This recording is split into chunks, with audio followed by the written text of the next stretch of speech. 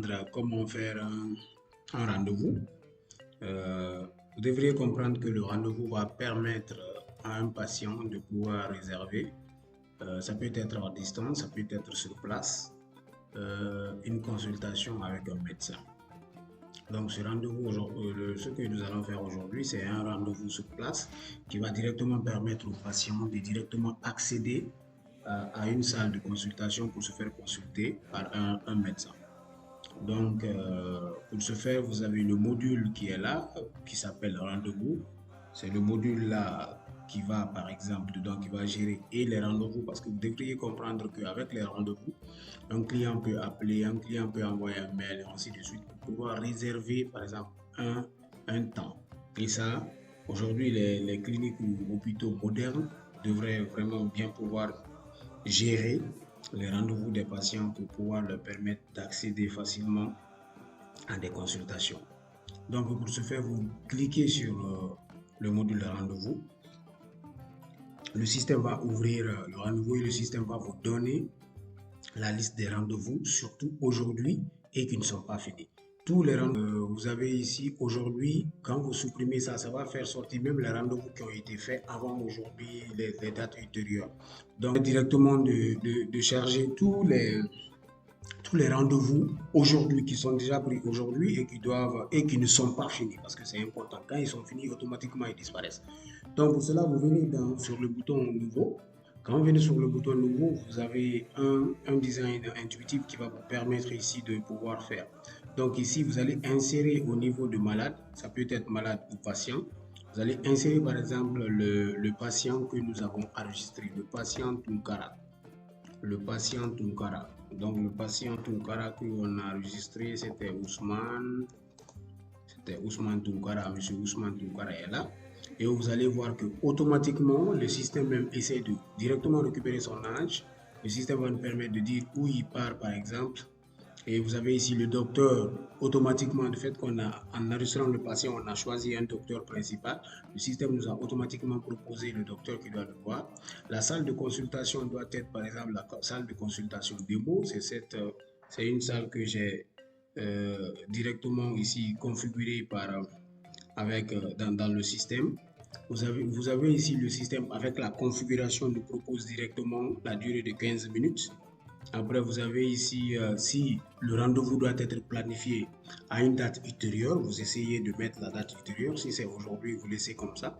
Et ici, date d'attente, vous allez voir que ces parties-là sont en lecture seule parce que le système va calculer le temps d'attente. Parce que ça, c'est très important en matière de gestion d'une clinique. Il faut savoir quelle est la moyenne de temps d'attente qu'un patient peut le faire. Tout cela peut permettre la réorganisation et l'amélioration du service de la clinique. Donc, automatiquement, quand on va mettre le patient en attente, le système va compter du temps d'en attente jusqu'au temps de consultation. Si c'est 30 minutes, si c'est 1 heure, et tout cela dépendra. Maintenant, la direction de la clinique pourrait prendre à ce niveau des décisions pour pouvoir réduire si le temps d'attente est trop élevé. Donc ici, vous avez par exemple, s'il y a d'autres docteurs responsables qui puissent le voir en même temps, vous pouvez l'ajouter, ou bien autre information, il y a les informations, est-ce qu'il y a eu des traitements, souhait patient, ainsi de suite. Ça sont des parties directement que la réception peut mettre ou pas. Donc le type de consultation qu'il veut faire, c'est la consultation parce que vous avez la consultation et le suivi. C'est important. Maintenant, ici, on a un service de consultation. C'est le service qui est facturé. Ça, c'est important. Maintenant, vous avez voilà, le docteur qui est préféré, ainsi de suite. Donc, ça sont des informations qui peuvent être ajoutées ou non parce que ce n'est pas obligatoire directement.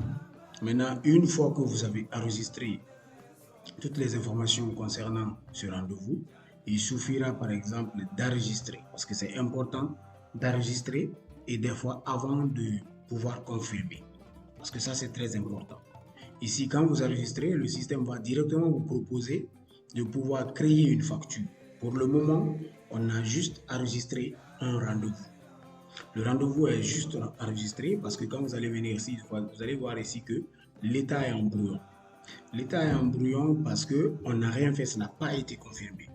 Maintenant, si ça doit être confirmé, quand vous cliquez sur le bouton confirmer, vous allez voir que, parce que la configuration qui est faite dans ce système, on a dit que, parce que ça c'est le système de l'Afrique, de la Guinée, les gens payent toujours le rendez-vous avant de rentrer en consultation. Des fois, on peut mettre aussi la configuration à la sortie de la consultation. Mais la configuration de ce système, on a fait en quelque sorte que on ne peut pas valider, confirmer un rendez-vous s'il n'y a pas eu, par exemple, création d'une facture. Donc, si on dit d'accord, on doit créer une facture. Quand on va créer une facture, le système va automatiquement créer la facture et le réceptionniste n'a pas besoin de la facture. Il peut quand même voir, par exemple, à ce niveau que, au niveau des factures, il pourra vérifier au niveau de facturation que la facture est évidemment créée. La facture ici est évidemment créée aujourd'hui. Voilà, et automatiquement, ce qu'on a choisi, c'est que la facture est directement créée. Si vous allez voir 75 000. Donc, c'est les 75 000 là, et vous voyez ici, c'est 75 000, on a la possibilité maintenant de gérer. Maintenant, ce qui se passe, vous voyez ici que les boutons qui sont là, le réceptionniste ne peut pas accepter le paiement. Ici, le réceptionniste ne pourra que voir ici la facture et voir ce qui se trouve dessus. Donc ça, c'est très important. Maintenant, une fois la facture créée, le client doit partir à la caisse pour pouvoir régler par exemple cette facture. Et une fois la facture est réglée, le réceptionniste automatiquement, vu que c'est lui qui va gérer le processus de rendez-vous du patient, va directement pouvoir confirmer. Mais c'est important et vous voyez que quand il essaye de confirmer, il faudrait que la facture soit payée. Tant que la facture n'est pas payée, on ne peut pas confirmer comme je vous l'avais dit. J'étais venu là-bas pour vous montrer comment ici et comment ça va se comporter une fois que vous tentez de payer. Maintenant ici déjà on ne peut pas enregistrer le paiement. Je vais essayer de me connecter en tant qu'un comptable pour pouvoir, en tant qu'un caissier ou comptable, pour pouvoir régler la facture de cette personne. Donc, je vais essayer par exemple de partir dans un autre compte que j'ai ouvert dans l'autre navigateur qui est par exemple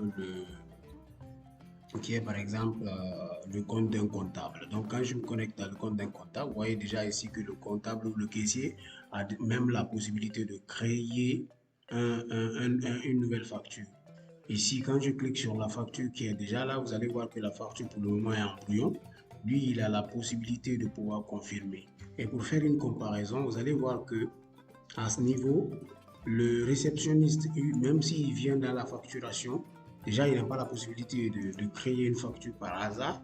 Et ici, ce qui va se passer aussi, il n'aura pas la possibilité déjà de pouvoir ici confirmer la facture ou faire quoi que ce soit sur la facture. Donc, lui, il va voir si le caissier ou le comptable valide le paiement, ainsi de suite. Il va automatiquement voir les résultats ici. Donc, je vais partir sur le compte du comptable. Quand je viens là, le comptable va pouvoir déjà confirmer la facture. Quand il va confirmer la facture, le système ici déjà c'est pour pouvoir envoyer imprimer par mail. Le patient va directement recevoir si on a mis le mail du patient. Et ce qui est important déjà, s'il y a un avoir, on peut ajouter un avoir, remettre en brouillon, c'est de carrément essayer de le remettre en brouillon pour ne pas continuer à utiliser, à valider la facture. Je clique sur enregistrer un paiement. Ça va me permettre déjà de pouvoir venir ici. Au niveau de là, ça va me donner le journal. On va choisir par exemple, c'est espèce qui a été payé, ça a été payé manuellement et le montant total qui a été payé. Le système va me proposer directement le montant total de la consultation et je peux créer un paiement. Une fois que le paiement est créé, le système va automatiquement mettre totalement payé parce que j'ai payé les 75 000. J'ai payé les 75 000. Maintenant ici, au niveau de la facture, vous allez voir ici que la facture est automatiquement validée. Sur la liste sur la liste des factures, vous allez voir ici que ça a été comptabilisé et tout a été payé. Maintenant, quand je me retourne sur l'affiche sur le compte du réceptionniste, vous allez voir ici que au niveau de la facture, le réceptionniste va automatiquement voir que ça a été payé. Comme ça a été payé, le patient peut revenir à son niveau, il va partir d'un rendez-vous et à ce niveau maintenant, il aura la possibilité de pouvoir confirmer. Donc quand il clique sur confirmer, vous allez voir ici que le système va nous permettre déjà de pouvoir gérer les étapes. gérer les étapes. Ça aussi, ça va être une autre vidéo pour vous expliquer comment la consultation par exemple, de la validation du rendez-vous et au niveau jusqu'au niveau de la consultation, comment ça va se passer et comment vous allez essayer, par exemple, de regarder, par exemple, la file d'attente et tout, parce que le système permet de gérer tout ça. Donc, vous allez voir ici au niveau des rendez-vous, vous avez tous les rendez-vous qui sont là. Si les rendez-vous sont confirmés, les rendez-vous sont confirmés et tout. Donc, c'est comme ça que nous pouvons enregistrer des rendez-vous. Et vous avez vu ici que c'est entre les deux postes. Le réceptionniste qui va enregistrer le rendez-vous. Et pour valider le rendez-vous, il faut que le caissier encaisse l'argent et valide la facture qui est générée par le rendez-vous pour pouvoir être confirmé. Donc, je vous remercie.